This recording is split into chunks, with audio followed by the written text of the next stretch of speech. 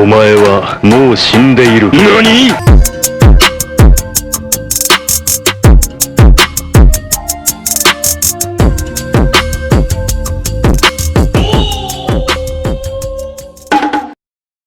Hey guys, what's up? It's the 2.5 Shogun coming back at you with another video.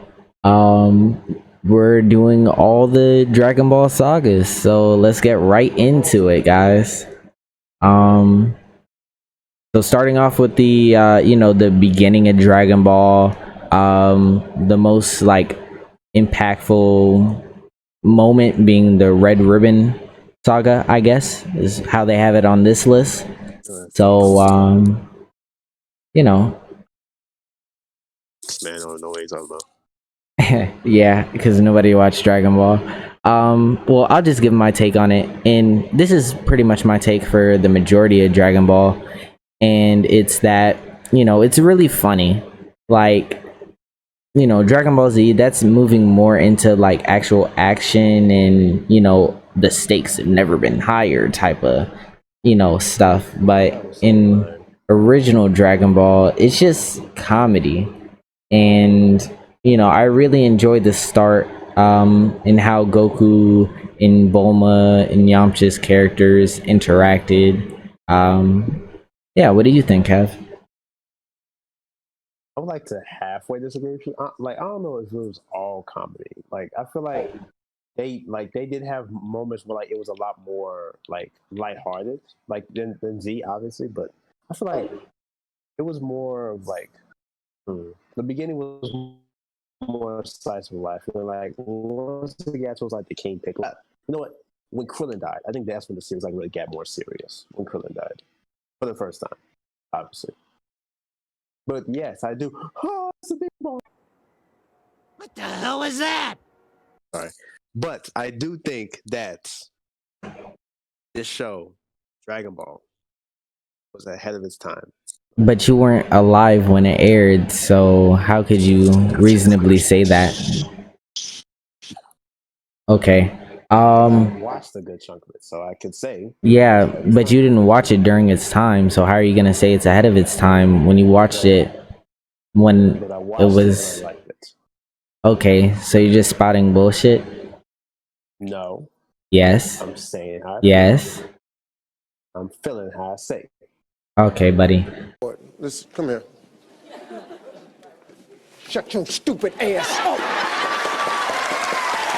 Say that, folks. What is your dumb ass say it?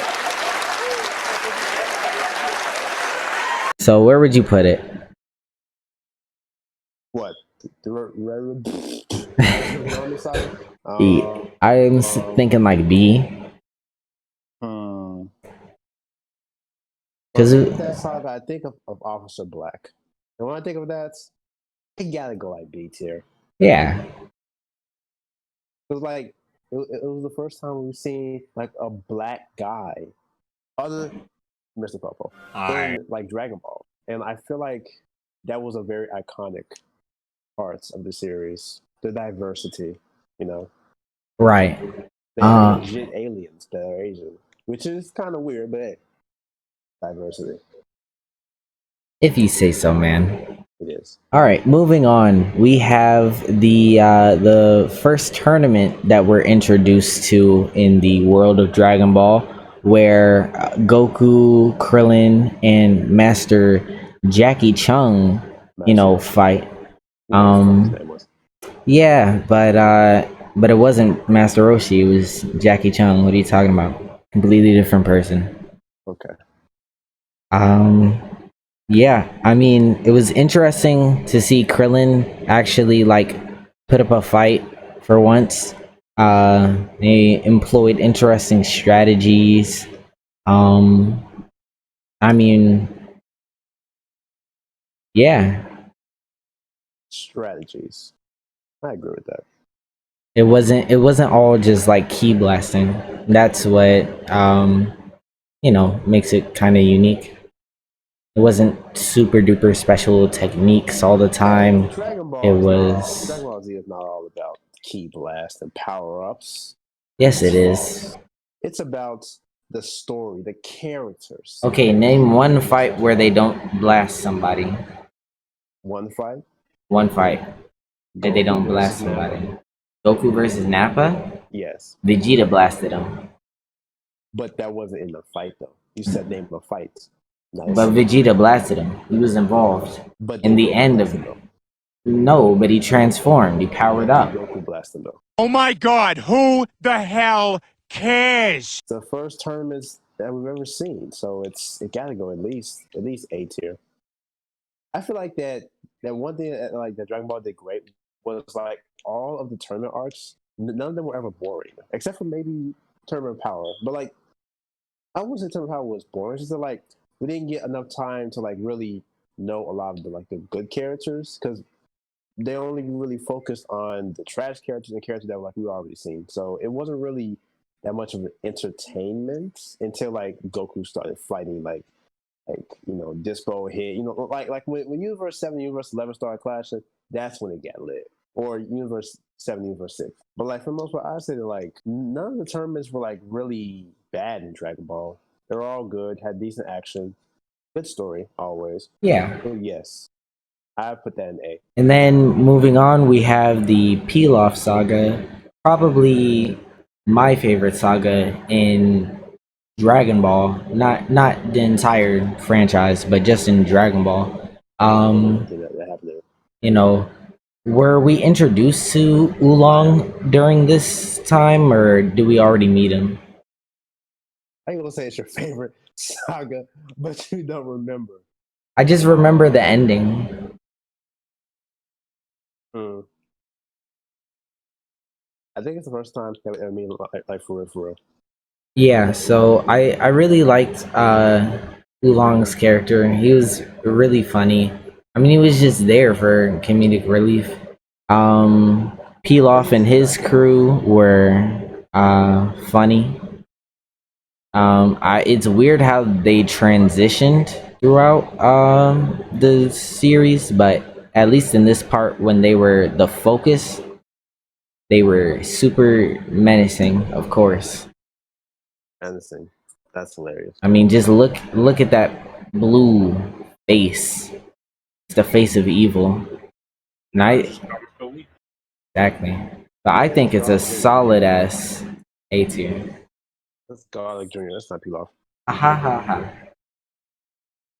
Funny. Serious though. Funny. Ha ha. Funny. Pilaf is Garlic Jr.'s older brother. Look at this dude. His son. Stop capping. His actual name is Garlic Jr., as in the son of Garlic. Look it up. You're dumb. Let's continue. The next thing we have is the tournament where Tien showed up, and then we started flying out of nowhere. It was not out of nowhere. They actually discussed like how he could be used for things like that.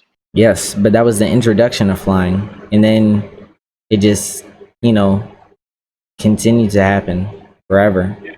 It was the end of Nimbus. I don't really care for Tien as like a character overall. I really don't care. Kiko, yourself. You're bogus. Okay, so I'm thinking C or B tier. What? B tier. Tien was a great antagonist. Although he was kind of dumb, because he didn't see that his master was obviously evil. But like at the same time, he wasn't that bad. Yeah, got that third eye for no reason. What, does that third eye make you psychic? No, but it does help me see bullshit. Didn't see that bullshit. Exactly. That's why it's dumb.